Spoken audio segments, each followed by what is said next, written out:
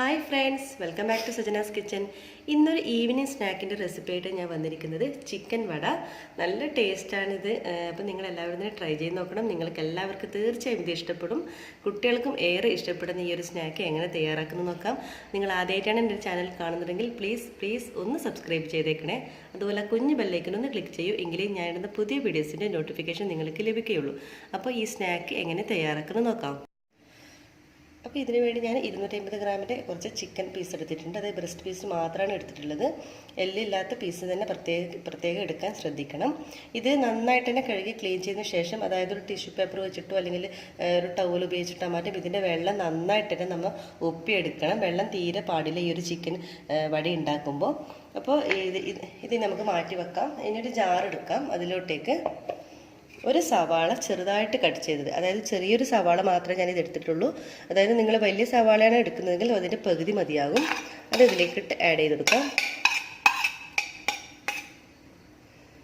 പിന്നെ ചേർത്ത് കൊടുക്കുന്നത്, അതായത് ഓരോ ടേബിൾ സ്പൂൺ മാത്രമേ ഞാൻ ചേർക്കുന്നുള്ളൂ. ഒരു പച്ചമുളക്, എരിവുള്ള പച്ചമുളകാണ് ചേർക്കുന്നത്. പിന്നെ കുറച്ച് വെളുത്തുള്ളി, അതുപോലെ തന്നെ കുറച്ച് ഇഞ്ചി, അതുകൂടി ഇതിലോട്ടേക്ക് ആഡ് ചെയ്ത് കൊടുക്കാം. പിന്നെ കുറച്ച് മല്ലിയില ചേർത്ത് കൊടുക്കുന്നുണ്ട്. ഇത്രയും ഇട്ട് ആദ്യം നമുക്കൊന്ന് ഇതൊന്ന് അടിച്ചെടുത്തിട്ട് വരാം. ഈ ചതച്ച് വെച്ച ഈ കൂട്ടിലോട്ടേക്ക് നമ്മുടെ ഈ ഒരു കഴുകി വെച്ചിട്ടുള്ള നമ്മുടെ ഈ ചിക്കൻ പീസ് ഇട്ട് കൊടുക്കാം.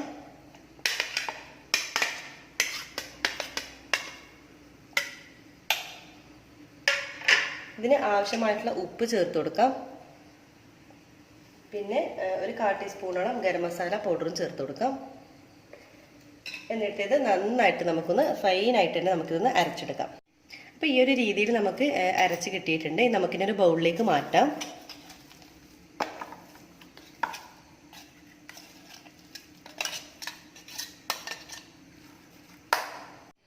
ഇതിലോട്ടേക്ക് ഒരു 2 ടേബിൾ സ്പൂൺ കോൺഫ്ലവർ ചേർത്ത് കൊടുക്കാം.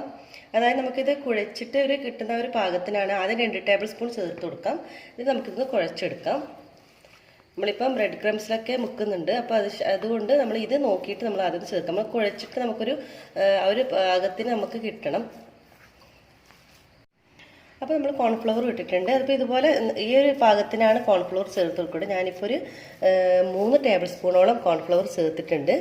അപ്പോൾ അതായത് നമുക്കിങ്ങനെ ഒരു കുഴച്ചിട്ട ഒരു കൈക്ക് ഇതുപോലെ കിട്ടണം, ഒട്ടിപ്പിടിക്കാതെ. അപ്പോൾ നമുക്കൊരു പരത്തിയിട്ട് ഒരു ഇങ്ങനെ കിട്ടുന്ന രീതിയിൽ വേണം നമുക്ക് ചെയ്തെടുക്കേണ്ടത്. അപ്പോൾ ഇത് റെഡി ആയിട്ടുണ്ട്. നമുക്കിതൊന്ന് ഒരു സൈഡിലോട്ടേക്ക് മാറ്റി വെക്കാം. ഇനി ഒരു ബൗളെടുക്കാം. അതിലോട്ടേക്ക് ഒരു മുട്ട പൊട്ടിച്ചൊഴിക്കാം.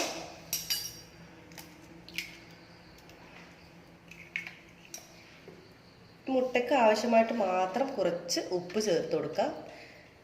എന്നിട്ട് നന്നായിട്ടൊന്ന് ബീറ്റ് ചെയ്തെടുക്കാം. അപ്പം ആദ്യം നമുക്ക് കയ്യിലൊരല്പം വെള്ളം ഒന്ന് തടവിയതിന് ശേഷം ഇതിൽ നിന്ന് ഒരു ഉരുളകളാക്കി എടുക്കാം. ഇത് കൈ കൊണ്ട് ഇതുപോലെ ഒന്ന് ജസ്റ്റ് ഒന്ന് ഇതുപോലെ ഒന്ന് പരത്തി കൊടുക്കാം. എന്നിട്ട് കയ്യിലൊരല്പം വെള്ളം ഉപയോഗിച്ചിട്ട് ഇതുപോലെ സെൻറ്ററിലൊരു ഹോൾസ് ചെയ്ത് കൊടുക്കാം. ഓൾസ് ഇടുമ്പോൾ പ്രത്യേകം ശ്രദ്ധിക്കണം. ഓൾസ് നല്ലവണ്ണം തന്നെ ഒന്ന് ഇട്ട് കൊടുക്കുക. എങ്കിലേ വെണ്ണയിലിടുമ്പോൾ ചിലപ്പം മൂടിപ്പോകും. അപ്പോൾ ഈ ഒരു രീതിയിലിട്ട് തയ്യാറാക്കാം. ഇതുപോലെയാണ് ബാക്കി എല്ലാ ചിക്കൻ പീസും ഇതേ രീതിയിൽ തന്നെ ഓൾസ് ഇട്ട് കൊടുക്കാം.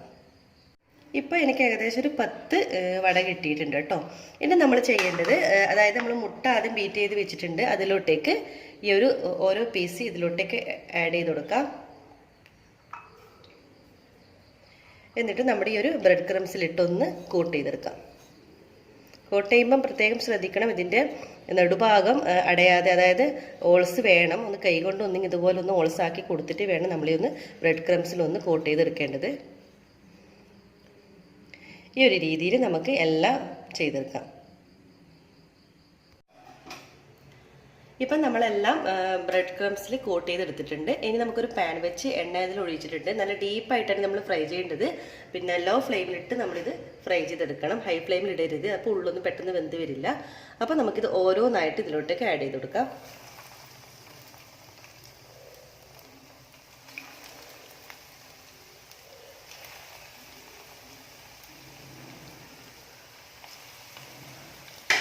ഒരു ഭാഗം ഫ്രൈ ആയി വരുമ്പോൾ നമുക്കൊന്ന് തിരിച്ചിട്ട് കൊടുക്കാം.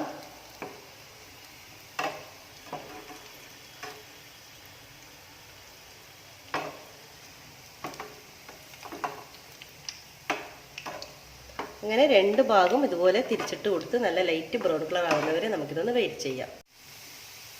അപ്പോൾ രണ്ട് ഭാഗം ഇതുപോലെ തന്നെ നമ്മൾ തിരിച്ചിട്ട് കൊടുത്തിട്ടുണ്ട്.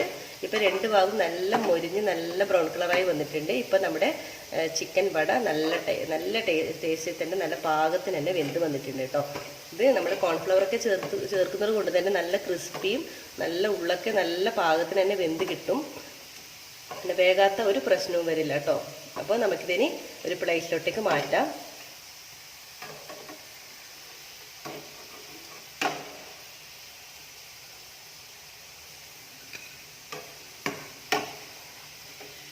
അപ്പോൾ തന്നെ നല്ല ഒരു സ്മെല്ലാണ് ഇവിടെ.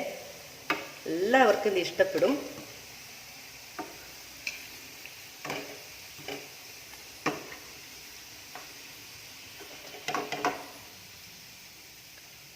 ഇത് എണ്ണ കുടിക്കുന്ന ഒരു പ്രശ്നവും വരില്ല. അപ്പോൾ നമ്മൾ ഒരു സെറ്റായിട്ടുള്ള നമ്മുടെ ചിക്കൻ വട ഇവിടെ റെഡി ആയിട്ടുണ്ട്. ഇതുപോലെ ബാക്കിയെല്ലാം നമുക്ക് ഫ്രൈ ചെയ്തെടുക്കാം. അപ്പോൾ നമ്മുടെ ചിക്കൻ വട ഇവിടെ ഒരു സെർവ് പ്ലേറ്റിലോട്ടേക്ക് മാറ്റിയിട്ടുണ്ട്. നല്ല ക്രിസ്പി ആയിട്ടുള്ള ചിക്കൻ വടയാണ് കേട്ടോ. ഈവനിങ് സ്നാക്കായിട്ട് നിങ്ങൾക്കിത് തീർച്ചയായും തയ്യാറാക്കാം. അല്ലെങ്കിൽ ഒരു വെറൈറ്റി ആയിട്ട് നിങ്ങൾക്ക് തയ്യാറാക്കി നോക്കും ഗസ്റ്റൊക്കെ വരുമ്പോൾ. അപ്പോൾ നിങ്ങൾക്ക് തീർച്ചയായും ഇത് ഇഷ്ടപ്പെടും. അതുപോലെ തന്നെ ഇഷ്ടപ്പെട്ടാൽ എന്ത് വേണം? ലൈക്ക് ചെയ്യുക, ഷെയർ ചെയ്യുക, കമൻറ്റ് ചെയ്യുക. അതുപോലെ ഇതുവരെ സബ്സ്ക്രൈബ് ചെയ്യാത്തവരുണ്ടെങ്കിൽ തീർച്ചയായും സബ്സ്ക്രൈബ് ചെയ്യുക. അപ്പോൾ എല്ലാവർക്കും ഒരിക്കൽ കൂടി താങ്ക് യു.